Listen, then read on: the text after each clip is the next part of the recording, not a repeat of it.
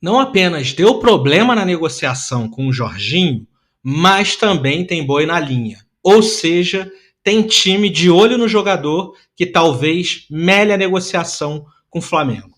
Eu sou o César Augusto do canal Chamo Mister. Vocês me chamaram e eu estou aqui novamente agora para falar do problema da negociação do Jorginho, jogador que está sendo muito desejado pela nação rubro-negra.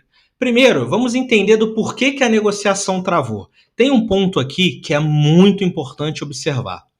Primeiro, o Juninho, pelo menos ele já foi dispensado lá do Arsenal e agora está de férias. Ele não precisa mais jogar. Porém, o Flamengo quer o jogador em junho para poder participar do Mundial de Clubes. Mas para isso, o Jorginho precisa abrir mão de bônus que ele tem a receber do Arsenal pela conclusão do contrato. O que significaria que, para receber os bônus, ele precisaria continuar mais esse mês no Arsenal e aí somente começar no Flamengo em julho. Logo, ele não jogaria o Mundial. Portanto, o Flamengo tem a seguinte decisão: dar uma compensação financeira para o jogador vir jogar o Mundial, e aí ele vai ter que abrir mão de parte do bônus que ele vai receber lá no Arsenal. Digo parte porque o Flamengo faria uma compensação, mas talvez o Flamengo não esteja disposto a pagar 100% do bônus que ele receberia do final do contrato. Eu sei que pode parecer mais estranho, meio estranho, porque o jogador ele não está mais jogando. Então, assim, para o Arsenal, entre aspas, qual diferença faria? O jogador ficou, ninguém mais precisa dele, ele já está de férias, não vai mais jogar, por que não já pagar o bônus, considerar que ele concluiu o contrato e aí deixar ele jogar no Flamengo? Bom, é uma situação financeira. Os ingleses eles não são tontos, pelo contrário. Ao contrário do futebol brasileiro, que é uma verdadeira várzea, uma bagunça, lá tem gestão. Muito embora o Flamengo, pelo menos no futebol brasileiro, que o nível é muito baixo, seja um destaque junto com o Palmeiras aí na gestão, mas o pessoal do Arsenal, os ingleses, não vai deixar dinheiro na mesa. Para ele conseguir receber a bonificação pela conclusão do contrato, ele teria que não iniciar em um novo time. Ele não poderia começar o contrato antes do outro contrato acabar. Então, esses 30 dias de diferença, vamos dizer aí mais ou menos, fazem diferença. Então, se o Arsenal entender que o Flamengo quer o jogador e o Flamengo vai fechar com o jogador e ele já jogar no Mundial durante o mês de junho, o Arsenal não vai ser bobo, vai falar, olha, então eu posso não pagar a bonificação por você ter concluído o contrato. E aí vamos ver, né, de acordo com a relação que o jogador tem com o clube, com quanto que eles querem ceder de um lado, quanto que o Jorginho quer ceder do outro, e quanto o Flamengo está disposto a fazer esse esforço financeiro para trazer o jogador para jogar o Mundial. E aí, como se isso não fosse suficiente, ou seja, como se isso não fosse um fator que prejudica a negociação, tem um risco de não acontecer. Entrou gente na jogada, gente com muito dinheiro que pode ser que tire o jogador, dê um balão aí no Flamengo e leve o jogador para outro lugar. Vamos entender no detalhe quem é e o que pode acontecer.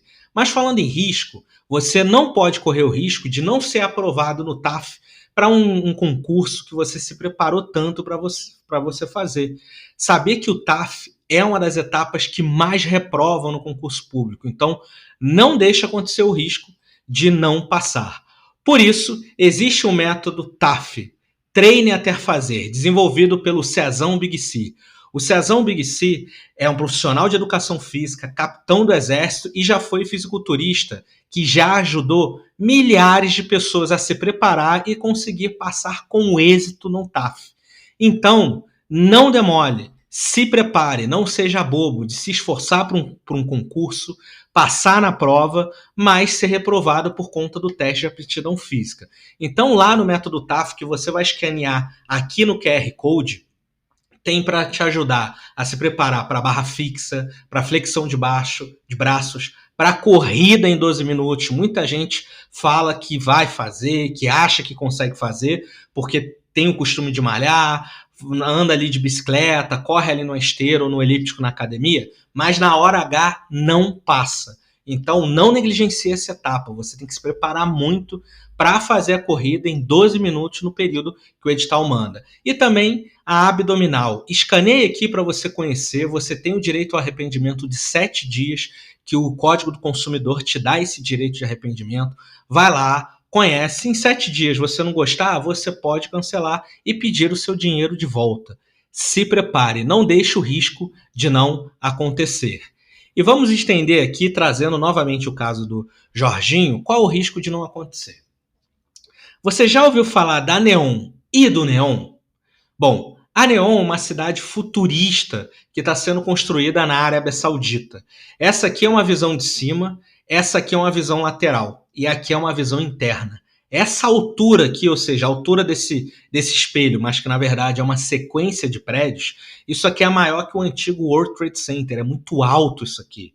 Então, eu sei que olhando aqui parece algo muito fechado e claustrofóbico, mas na verdade é enorme. É uma cidade para abrigar milhões de pessoas de altíssima tecnologia. Ela vai ter uma extensão de aproximadamente 100 quilômetros ponta a ponta e vai ter um trem aqui de alta velocidade que vai te levar de um lugar para outro em questão de 20, 30 minutos no máximo. Vamos fazer uma cidade ao lado aqui também, como você pode ver aqui no mouse.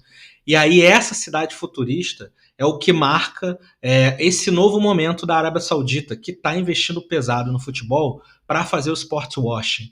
Não confunda o esforço que a Arábia Saudita está fazendo com o caso do futebol chinês. Não tem nada a ver uma coisa, não tem absolutamente nada a ver uma coisa com a outra.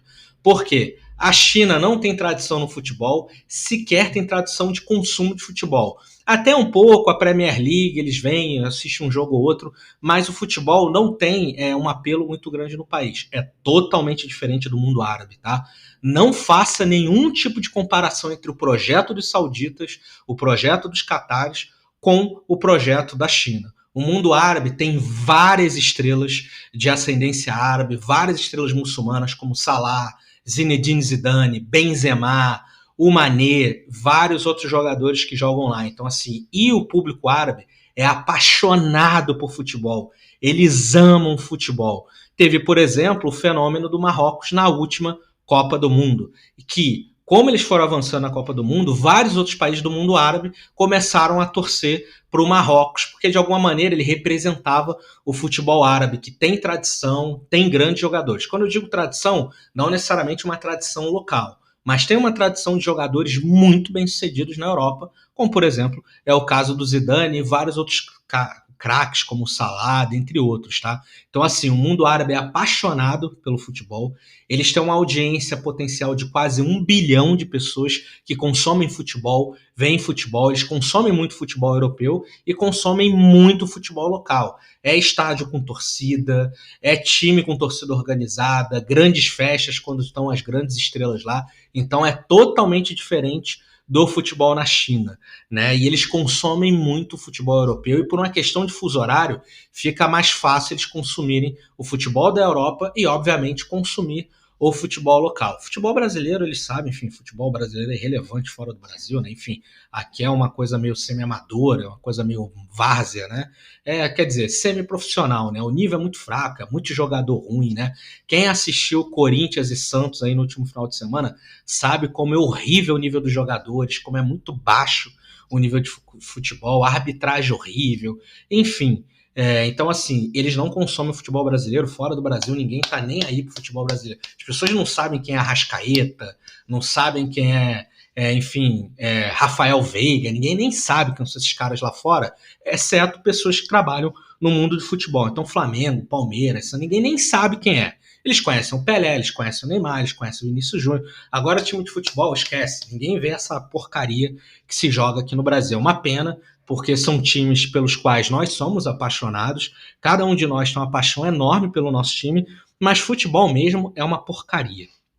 Bom, e aí, seguindo aqui no caso do mundo árabe, o Neom, agora não mais a Neom, a cidade futurista, tem um time chamado Neom FC, que inclusive o Romarinho jogou lá na temporada passada, agora ele foi para o futebol do Catar, né, um outro país ali do lado, que inclusive tem uma rivalidade geopolítica com a Arábia Saudita, né? Ambos ali estão investindo fortemente no sport washing, e tem um time lá, né, engraçado, porque o time já existe, a cidade ainda não. Mas quando a cidade existir, o time de futebol está lá e eles vão investir muito dinheiro para trazer estrelas do futebol europeu. Eles trazem estrelas que já estão na reta final de carreira, mas eles também trazem estrelas que não estão ainda no final da sua carreira. Tem muita gente ali que não necessariamente é uma estrela, mas são jogadores bons que eles conseguem levar para o mundo árabe. Inclusive os técnicos de futebol, muito dos técnicos de futebol lá, são técnicos europeus. Né? E repara o seguinte, né?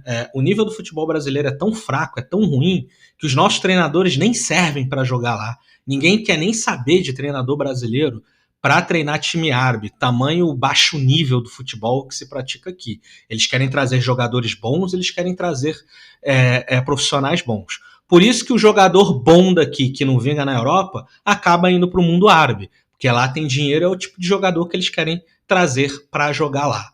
Né? Então, assim, o Neon FC, nesse grande projeto geopolítico dessa cidade e desse time, entrou na jogada para tentar trazer o Jorginho. E aí eles conseguiriam pagar o dinheiro que fosse para trazer o Jorginho para jogar lá.